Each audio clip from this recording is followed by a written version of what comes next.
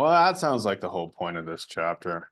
Emotional tensions, contradictory emotions.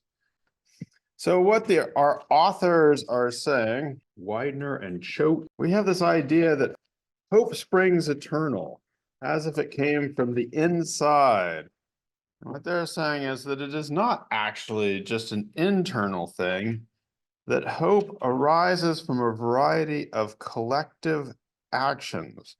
So they're saying that as you do these things, as you actually take these actions, it helps to have the hope arise. And just to continue with the fusing of emotions theme, they talk about, that was a great sentence, outrage and hope, frustration and optimism, and furious dreams of a better future, as negative and positive emotions fuse into the impetus for direct action.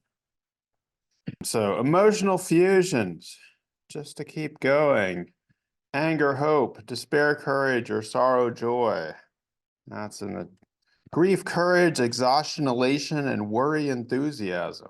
So all these things that, again, seem perhaps contradictory, but our authors are arguing you kind of need both of them to make these social movements work. They go through a number of authors, a number of articles and books of people who have looked at this. They talk about Deborah Gould's work on LGBTQ stuff during the AIDS crisis of the 1980s and 1990s. And this is the grief, anger, action nexus. So there's all this stuff that's going bad when during this time there was so much suffering and death, but it resulted in this very political movement that made for a lot of change.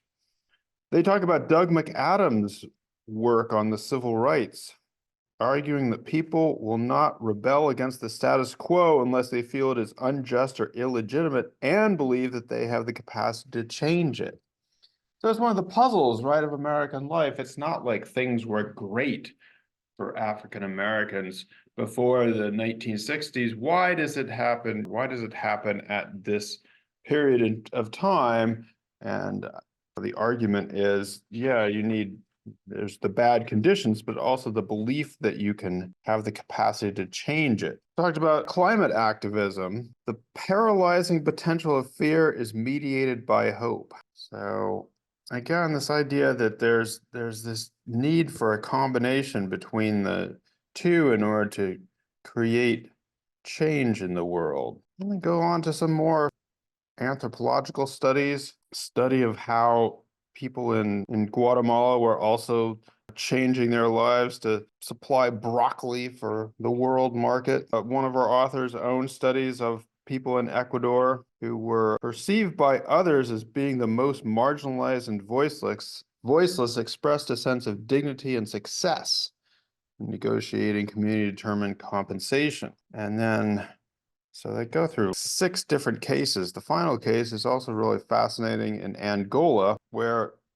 a researcher found activists willingly experienced police violence and imprisonment for the idea of an optimistic utopia. So basically, again, they're saying that you can fuse these ideas or emotions together, and that's what perhaps creates the most lasting kinds of activism and change. Now, they go on to say that despite these studies, it's actually in the academy sometimes difficult to get, I don't know if I want to say permission, but it doesn't sound like the coolest research topic sometimes to study activism and hope. They say that in some ways, social scientists, anthropologists, sociologists, etc., concentrate on the things that are going wrong in the world because people being optimistic doesn't seem like it's going to produce rigorous scholarship. They cite Josiah Hayman's work,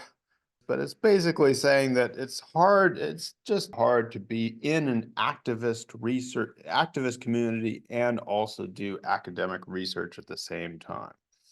So they're trying to reconcile the fact that they are having to conform to the standards of academic research, which often puts a premium on studies of things that are going badly or wrong, perhaps for obvious reasons. And so they say, I thought this was a good point about this. The goal is not a simplistic, uncritical, romanticized, or congratulatory one of the perseverance of marginalized populations. So as we talked about in the last class, it is not simply that we want to overlook all the damage that has done before. We're not trying to put positive spins on atrocities. Ecological destruction is also not the suggestion. So again, not trying to dismiss the things that are not trying to ignore, dismiss, be stupidly naive or optimistic, but nevertheless engage in what Sarah Osterhout calls bright spot ethnography, centers around what is going well in a place. So at least every so often mention what's going well in a place. And as Osterhout's research talks about, researchers and participants are not forced to choose between being serious critical observers or optimists. They may be both. Again, this goes with the theme of fusing these emotions. It's not that you have to be all serious and critical and choose between that and being an optimist. You can be both at the same time. So authors then discuss three emotional pairs, you might say. One of them is the grief-courage pair. What social movement most corresponds to the grief-courage pair, would you say? It's a tremendous amount of grief, but it's also people then putting their lives on the line to try and change things. When grief and anger collide with courage, active hope arises and endures through achingly painful, deeply infuriating, and unconscionable and avoidable tragedy. And I have to say that for people who are working on these issues, this is perhaps one of the most achingly painful ones to work through. And I certainly admire those who are able to fuse this grief and courage. Some things, maybe some little things, are getting done on the issue. Can still hope. Exhaustion, elation. Oof, sounds like us. Maybe just the exhaustion part. Exhaustion, elation. Their example for this is the people who do wildlife volunteerism.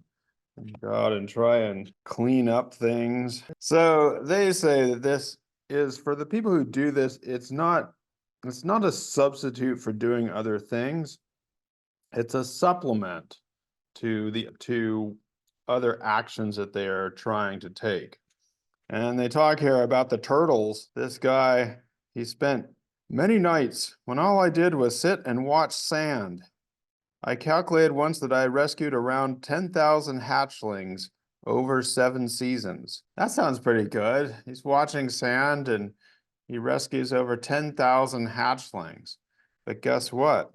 Which means that maybe one more turtle survived to adulthood. Because apparently out of 10,000 hatchlings, you only get one turtle that goes all the way to adulthood. So it's pretty, as they say, the statistics sound bleak.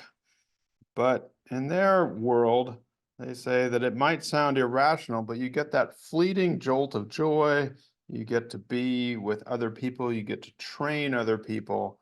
And so there's something inspiring about the exhaustion elation of wildlife volunteerism. And then again about sort of the environmental movement and what they call intergenerational dialogue, what students are doing.